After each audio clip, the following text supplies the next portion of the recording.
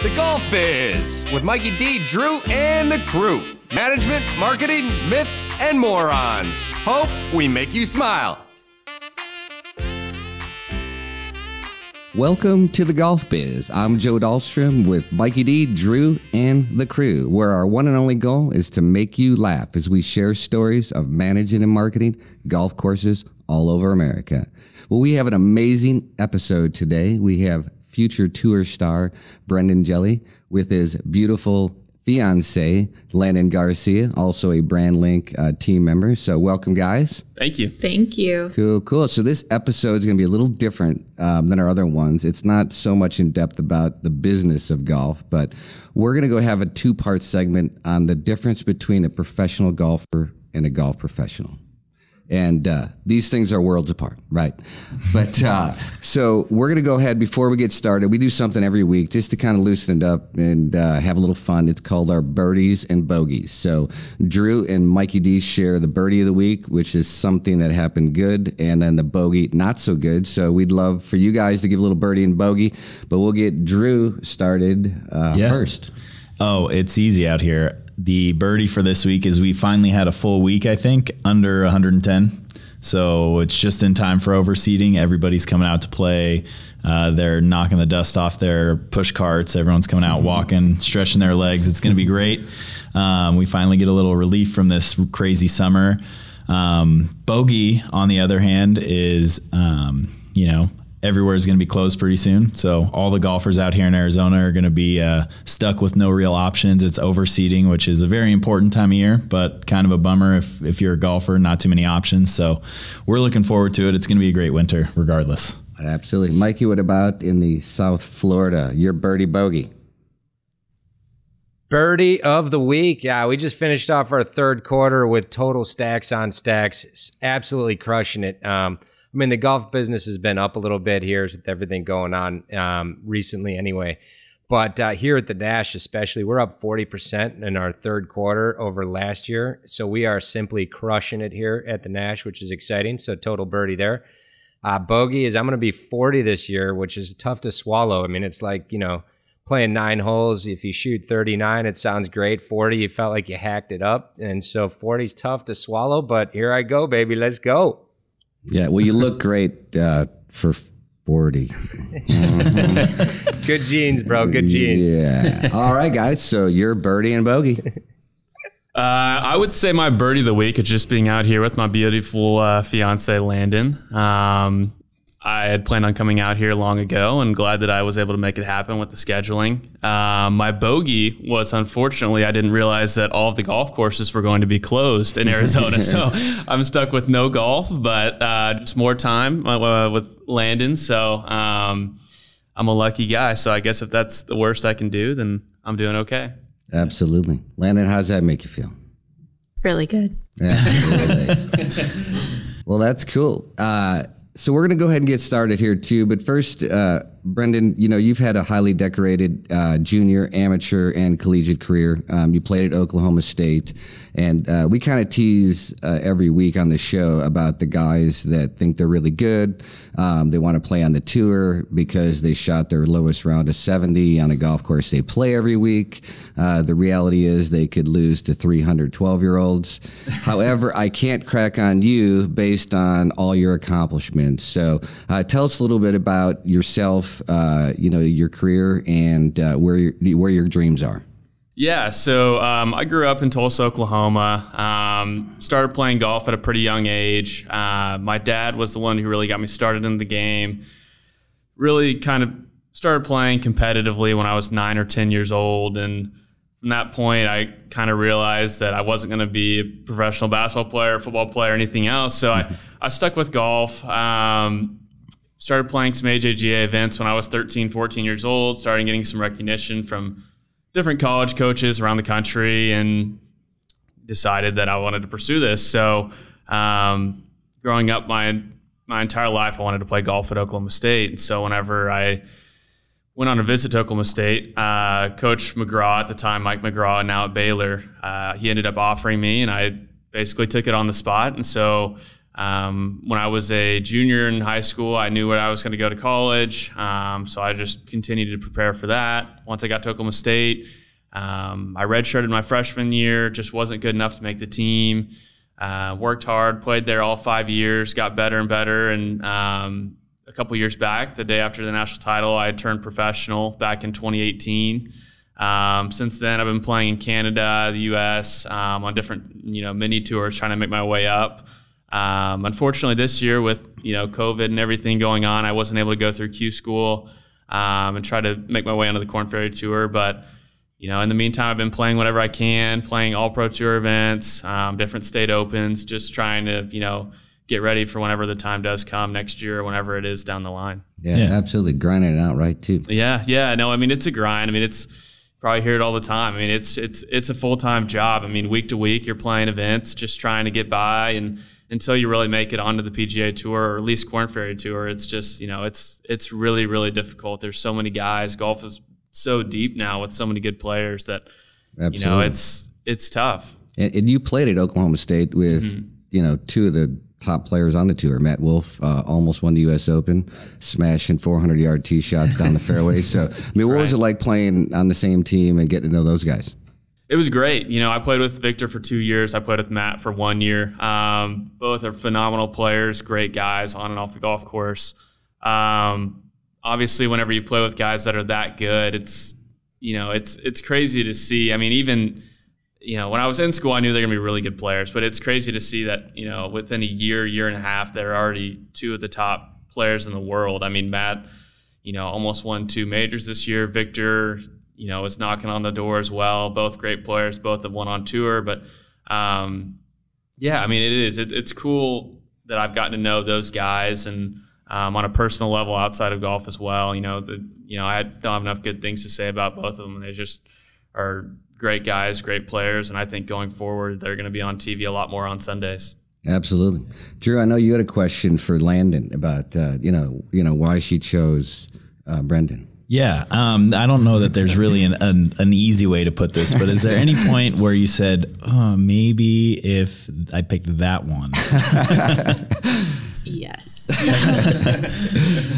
So how did the two of you meet? Yeah. So we met through a mutual friend. I actually had class with a lot of the golfers. So I ended up meeting Brendon through them. So yeah. Mm-hmm. So what was it about him?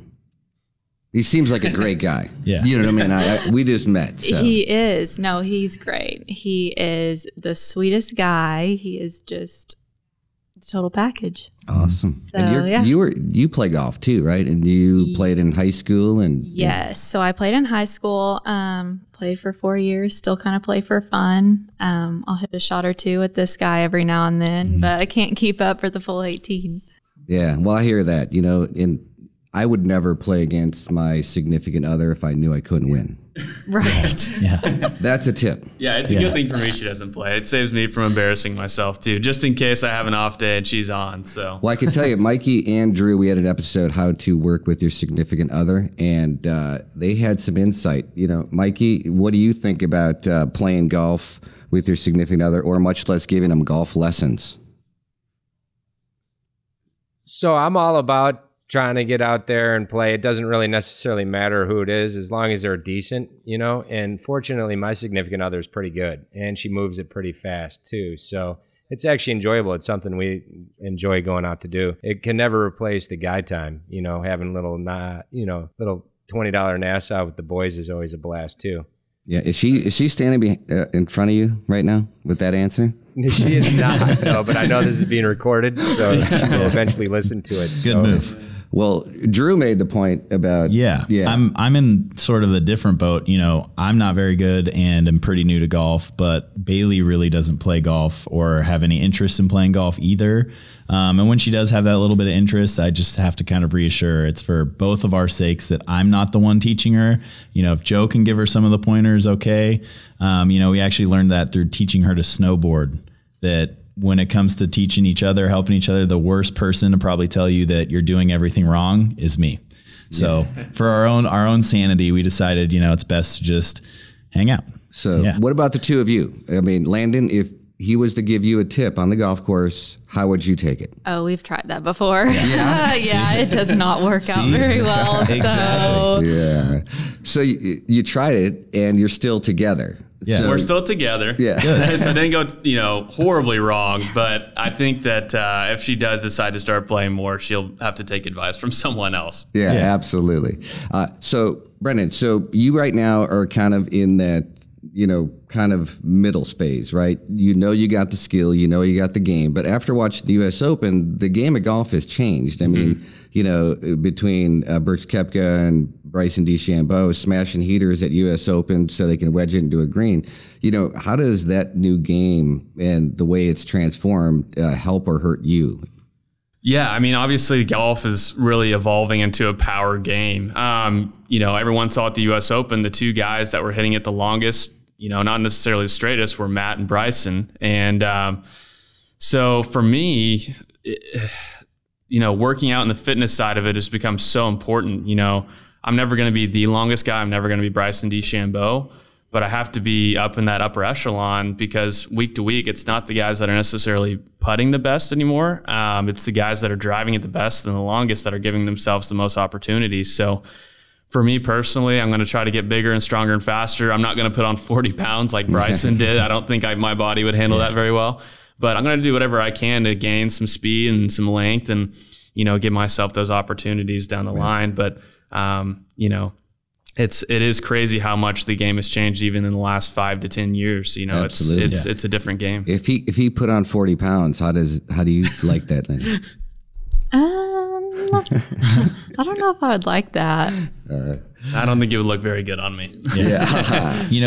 As someone who played sports, not even if it wasn't golf, we've talked about it a little before that all sports are kind of changing, in a lot of sports like baseball now you're seeing it's kind of a home run derby, any player that's good enough to make contact, they're also big, they're strong now. You've got all these shifts. And really in a lot of sports, you're seeing guys that are rising to kind of that top tier are people who are taking the time, they're getting bigger, they're kind of finding their way to be in tune with themselves. And I think it's a great thing personally because it's probably hopefully going to lead to less injuries. They're taking better care of themselves. And it's just kind of that next step. You hear growing up that you have to put in all the practice. You can't rely on natural talent. But when everyone's really talented, everyone's spending all their time practicing, the only other thing you can do to separate yourself is taking care of yourself. Your mental game and your physical game all kind of hinge on you and your body and taking care of it. So, I'm excited to kind of see the way that golf could be transforming, but I know it's something that's less popular. How do you feel? Do you think it's good for golf that that's the way it's going? I do. I think it's good for golf. The old school guys probably aren't going to like it. The golf courses are going to play much differently. You're not going to see, guys hitting 6 irons into par 4s and, these golf courses are going to be overpowered. So what they're going to do is they're going to make the golf courses more difficult around the greens, make it more penalizing if you miss the fairways. That's really the only way they can defend it. Guys are going to be hitting at 350 yards. They're going to be hitting wedges into these greens. So golf is going to be exciting. There's going to be a lot of birdies. It's turning into more of an athletic sport. I think a lot of people viewed it as, not necessarily a sport because you didn't have to be an athlete. You could be in whatever shape you wanted and, you could still compete and play. But now you look at the guys, you look at the top 10 in the world, they're some of the most fit guys on tour. They hit it the longest, So I think it's going to be a different game going forward, but I think it'll be exciting. I think it'll be good overall. So you don't think like Craig Stadler's, physique, would work in today's golf world? You don't see too many Craig Stadlers. You'll see some guys pop up every now and then, but for the most part, it'll be, the guys that are working out, getting in the gym, staying in shape and hitting it long. Absolutely. Mikey, as your brother, business partner, been in your life a long time. A few years ago, you had a few good rounds and you wanted to chase your dream to make the PGA Tour. I just wanted to kind of give a little feedback on how much you appreciated my encouragement to pursue that dream. That was beautiful. Yeah, when you told me you'd actually had to putt everything out. So that lasted a hole after I knocked it 4 feet by, missed it coming back, and then it was straight to the cooler for a cold beer and let's move on. Yeah. So you really here for a great time, not a long time. So go ahead. So for the record, I've never been confused for both a golf pro or a pro golfer ever in my life. Yeah. What are you considered then? Just curious. A used car sales guy. I will take that. All right. So, Drew, you know what? You took up golf about a year and a half ago. So, at what point do you think that you'll be drumming Brendon on the golf course? I probably won't ever, and it kind of subscribes to what our motto is, right? If I never really give it a solid chance, then it's never going to be confirmed that I didn't have what it takes. So I'm going to go with that. Absolutely. I'm a firm believer that if you know you can't win, never have the match and just talk a lot of crap. That's right. Yeah, if it never happens, you know, nobody will ever know. I'm going on the record that I could destroy Brendon on the golf course. It wouldn't even be a fair match. That's fair. And I will never have the match either, for the record. No, I'm just kidding. So tell us. Hey, Joey, in your heyday, man, when you were I Champagne JoJo in your heyday, you could have taken Tiger Woods on if you went beer for beer, though. That's a guarantee for sure. I must say that if there was an alcoholic tour and everybody had to drink the same amount, I think I could have hung in there. You could compete, yeah. I think I could, yeah. Well, Daly would have been hard to beat and probably some Fuzzy Zeller, but yeah. So tell us about your day. You know, you're chasing your dream. You know what your ultimate goal is to be on the PGA Tour, right? Right. Yeah. So, you know, not everyone takes the same path to get on the PGA Tour. For me, coming out of college, I didn't have any, you know, PGA Tour sponsors exemptions. Like you see some of these guys like John Rahm, Jordan Spieth, Matt Wolfe, all those guys were getting some sponsors invites out of college. For me, I didn't quite have as much success in college. So kind of going the conventional route. I'm, you know, playing some mini tour events, going through Q school each year. You know, doing basically whatever I can, playing whatever I can to prepare to, whenever I do get to that level, to be ready. I've been close a few times. I've played a few PGA Tour qualifiers, pre-qualifiers, gotten through, been really close to, you know, getting an opportunity, just haven't quite gotten there yet. So, time being, I'm just, you know, playing, you know, preparing for whenever that time does come. Absolutely. You know, this is sort of where my golf knowledge and its infancy kind of shows. What is Q school? You know, I've heard of some of the other smaller tours like that, but what is Q school? So Q school is basically just qualifying for like the Korn Ferry Tour. Okay. They used to have PGA Tour Q school where you could actually go straight from like where I am to the PGA Tour. They got rid of that a few years ago. So yeah, basically when someone refers to Q school, they're talking about going through the different stages to qualify for the Korn Ferry Tour.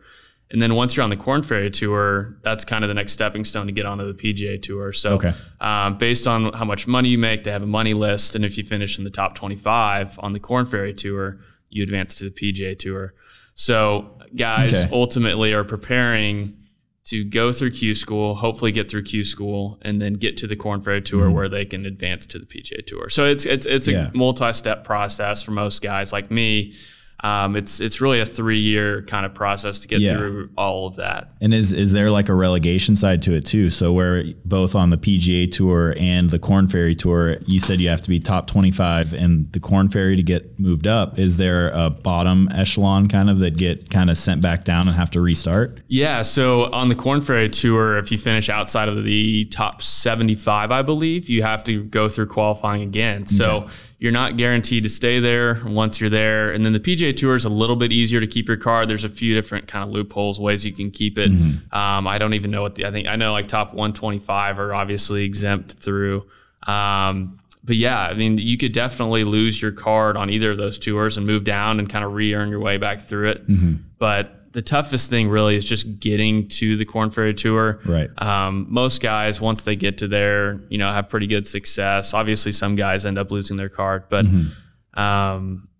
yeah, the toughest thing is just getting through the qualifying. Just, you know, it's easy to say you can get to that next level, but until you really do it, it's hard to, you know, sometimes believe that you're going to get there. Yeah.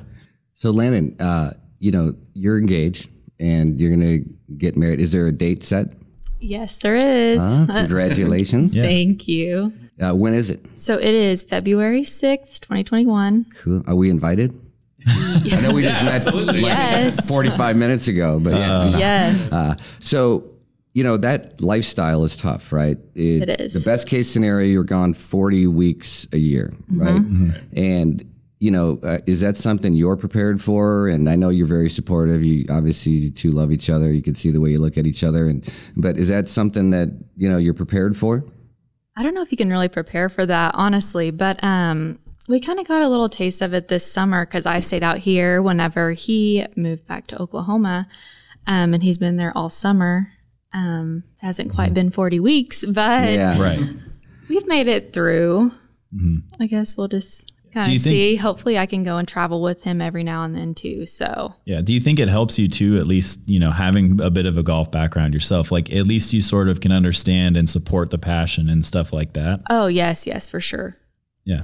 Yeah, because it's pretty cool too. You know, there's a lot of advantages. You know, there's the struggle, the grind, but you know, when you get there, it seems very cool. Here's a question for you, because I know what my answer would be with the love of my life, my wife of 18 years. But the question is, could you ever see yourself caddying for Brendon? Oh, we have tried that before, and it does not work out very well. It's his fault, right? It is his fault. Yes. Absolutely. He should just listen. Yeah, he should just listen, take my advice, but he doesn't. So, yeah, no, that does not work out very well at all. Yeah. Hard no for me in my relationship, Mikey. The question isn't whether it would work. We know it wouldn't. My question is, does it end up in a murder? If Nadia caddied for you.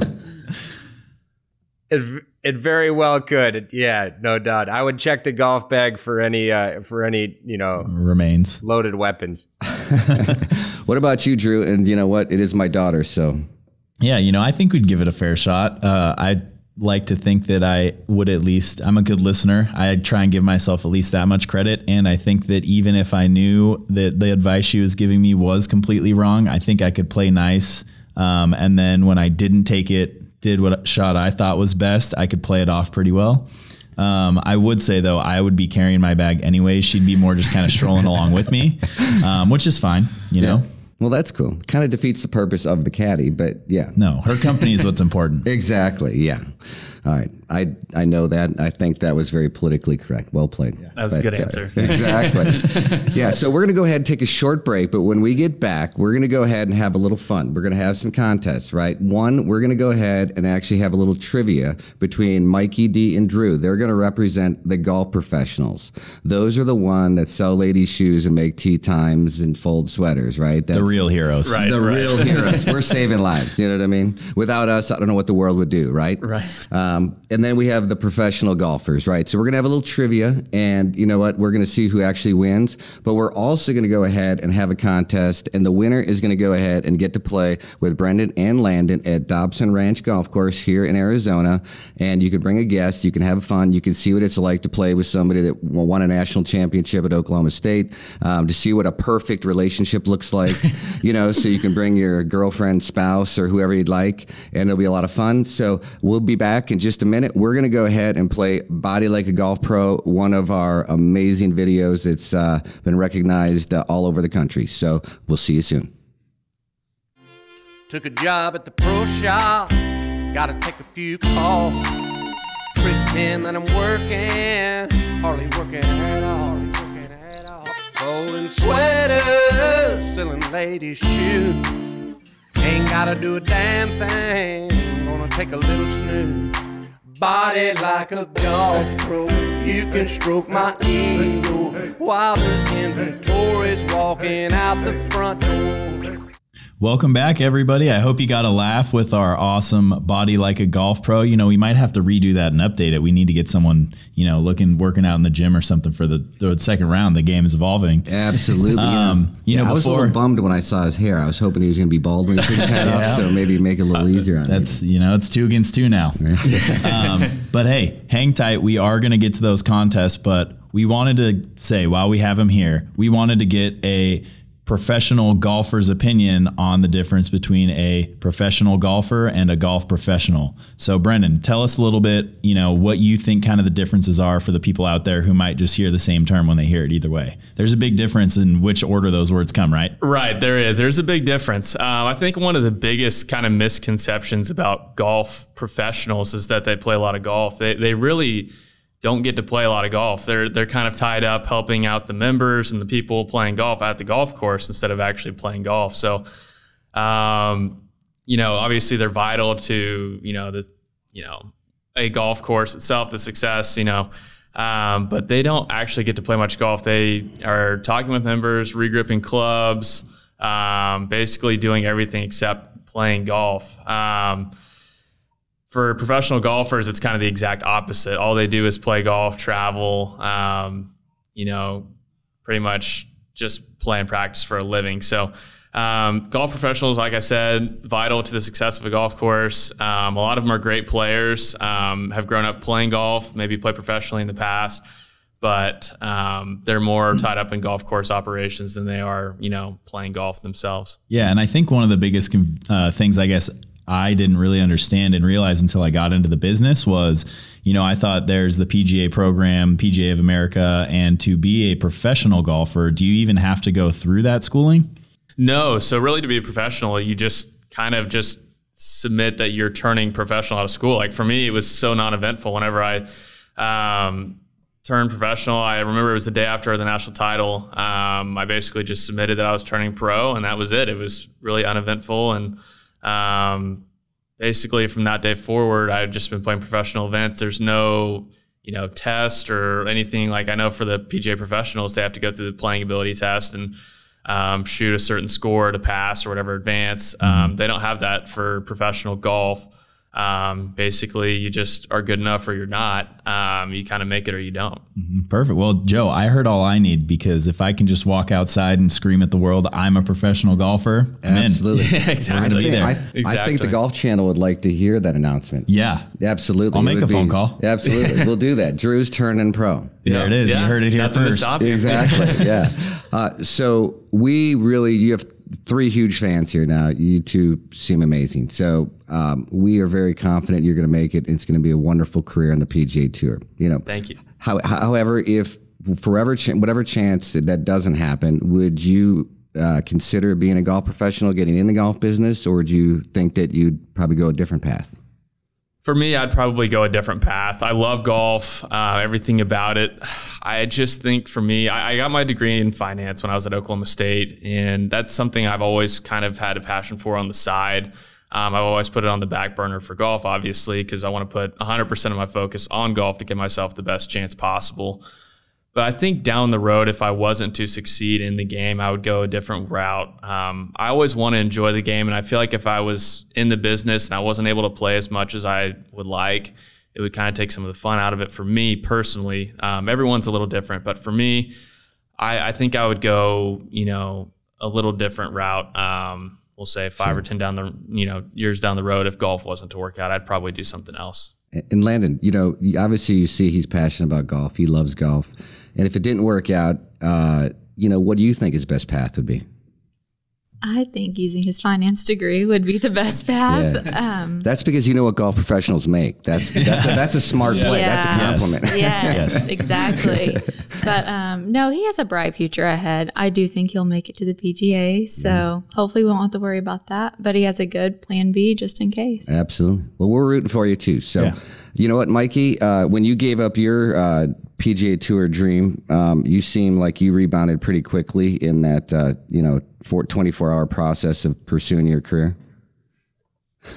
I did, yeah. I remember the old man, I came to him when I was about 14. I said, Dad, I'm going to be the best golfer in the world. He said, that's great, kid. Go to your room and say, I'm the best golfer in this room. Let's start there. That's about where it is. So, the biggest difference between a golf professional and a pro golfer, and you hit it right on the spot, Joey, is probably a lot of zeros and probably a lot of,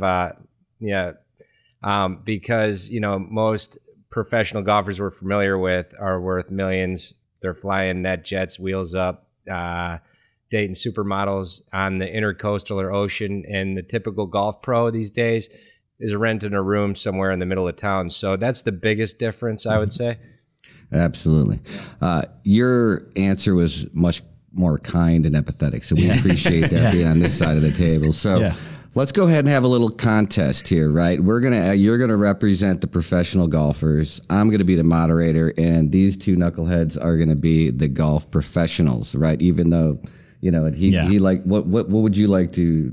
You're not a golf professional technically, but what would you consider yourself? Fish out of water. All right, cool. A fish out of water. Mikey, what are you? I consider myself more of an entrepreneur. There you go. Sure, we'll go with that. Isn't that like when you see those shows like The Bachelor and The Bachelorette? That is so hilarious when they say their title is entrepreneur. Well, when you learn as you go along the series, the guy is jobless. You know what I mean? Yeah, he's trying to become an influencer. So, but Mikey is very successful. So I'll give him entrepreneur. All right, we're gonna have a little trivia contest. They're really 3 types of questions. There's a golf geek question. There's a mainstream question. There's one that I could definitely never get. So whoever wins the professionals, golf professionals, you 4 can play golf sometime, and then the other 2 actually have to caddy for the other 2. How about that? Okay. I like it. All right, cool. All right, so first question. And you know what? How about this? You can write it down. Let's do this, because Mikey's a cheater too. So Mikey, you have to stare forward, no looking at the internet, right? So you can write your answer down, and then we'll ask theirs, right? Okay. So, all right. Who won the 1995 U.S. Open? A, Greg Norman, B, Neil Lancaster, C, Corey Pavin, or D, Tiger Woods? It's all you, Mikey. Don't answer quite yet. Mikey, you don't have to write it down because you can just answer here in a second. So don't be looking at your phone. Oh, yeah, I already know this one. This was awesome. All right. They wrote their answer down. What are you guessing? Corey Pavin with the 4 medal up the throat, dude, to about 22 feet with the old Acushnet blade. Yeah. Corey Pavin. All right, so 1-1. All right. All right. Thanks, Mikey. Cool. All right, so question number 2. This might have been a little bit before your time, guys. You know what I mean? This show, it's a famous show, but it was a little ways ago. You too. But how many times did Ross Geller get divorced on Friends? You guys know the show Friends? Yep. Yeah. Mikey is Joey Tribbiani for sure. That show. All right. Mikey, you got this one? So, well, he was married there to you don't have to talk Jennifer out loud. Aniston for 1 minute, too. Hey, you don't have to talk out loud. Yes. Because just give us your answer. Oh, I'm sorry. Would you like to get... Well, that's what I was asking Mikey. I was going to say 3. Okay, we'll go with Mikey's. I put 3 as well. Dude, 3 is the answer. There it is. Carol, Emily, and Rachel. All right. Good job, Mikey. Wow. Thanks, man. How's your back feel carrying this team? All right. So third and last question. Mikey has 0 chance. Don't be looking down too, right? Because you don't have to write anything. I already told you that 5 times, all right? Okay, all right. Mikey's never lost a golf ball. I played 1,000 rounds of golf. He's never lost one. He'll hit it in schmutz where the FBI couldn't even find this ball. Those are tough guys to beat. Yeah, I know. And you know what makes it worse? Not only does he find it, he actually hits a 3-wood out of it. Always has a shot? Yeah, exactly. Yeah, he advances it 250 out of the schmutz. There you go. But anyway, all right, so question 3. What does NASA stand for?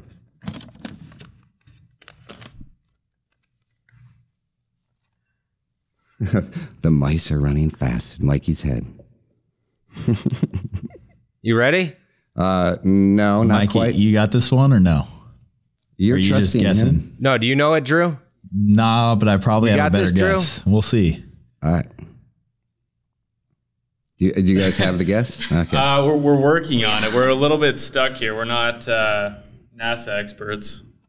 Is the tiebreaker going to be who gets the most letters correct? Maybe. Actually, I'll be the judge on who gets closest. Okay. Okay. And I'll be unbiased. Maybe. Actually, who would I rather see carry the bags?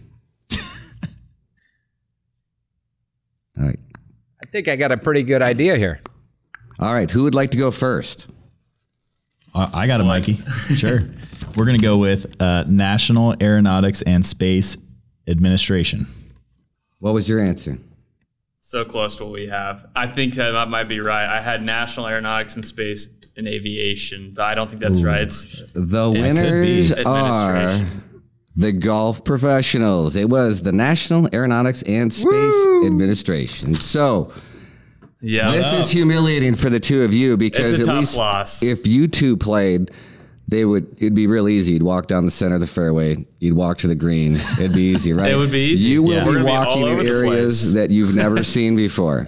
And you will have to go jump the fence and get their ball in the neighborhoods when these two start spraying it and breaking windows. So that is going to be totally hilarious. Here's the difference, though, because like you said, Mikey always finds his ball and he always has a shot. I don't have the attention span for that. I just bring like 70 balls. So if it goes somewhere I didn't see it, even if it's in the middle of the fairway, I'm dropping another one. Time to move on. Yes. Absolutely. So that was super cool. All right. So last thing that we're going to do right now is the contest that we talked about. It's going to be, there's so many people out there would love to play with an amazingly great player, a future tour player, someone that won a national championship, and his lovely significant other who is also very good. All right.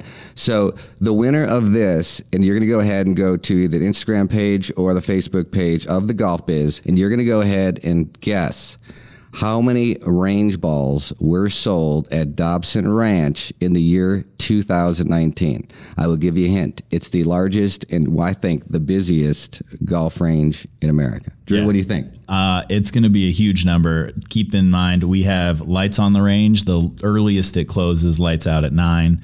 We open at sun up. We go then. And we're talking actual individual range balls. We're not talking buckets. So, between the smalls, the mediums, and the larges, that really starts to add up. Yeah, give him a little hint on how many on each size bucket. Okay, so the warm-up's going to be about 25. The medium's about 50, and then the large is about 100. And keep this in mind, too. We're probably one of the busiest high volumes in terms of rounds. So all those guys going around playing need to warm up, too. It's going to be huge. Mikey, I know you're trying to figure it out by the look on your face. Did you run out of fingers and toes? I am trying to figure it out. So at an average of 50 balls a bucket, at 30,000 buckets, that's 1.5 million, right? I mean, I didn't get a finance degree from Oklahoma State, but that's pretty close, right? Yeah. Hey, you could guess too and give it away. All right. So once again, the winner's going to go ahead and get to play golf with Brendon and Landon at Dobson Ranch. And it's a cool golf course. We have the Bluetooth speakers. We have the vibe, right, Drew? It's cool. No, it's the biggest party in the Valley. Absolutely. So, hey, Brendon, Landon, thank you so very much. Any final words for all those young golfers and aspiring for the PGA Tour? Yeah, just never give up. Keep playing. Chase the dream as long as you can. Absolutely. Right on. Thanks again, guys. It was great meeting you. Yeah, thanks for having us. Best of luck. All right. So we'll see you next week. We're going to have another amazing episode. We're going to go ahead and actually golf now, to use or not to use. It's going to be a very controversial topic. So make sure you stay tuned. Thanks, guys. We'll see you soon. From the T to the green, and the P to the B. Skip the plumb bob, chop the plumb bob. Who's the plumb bob? Who needs a plumb bob?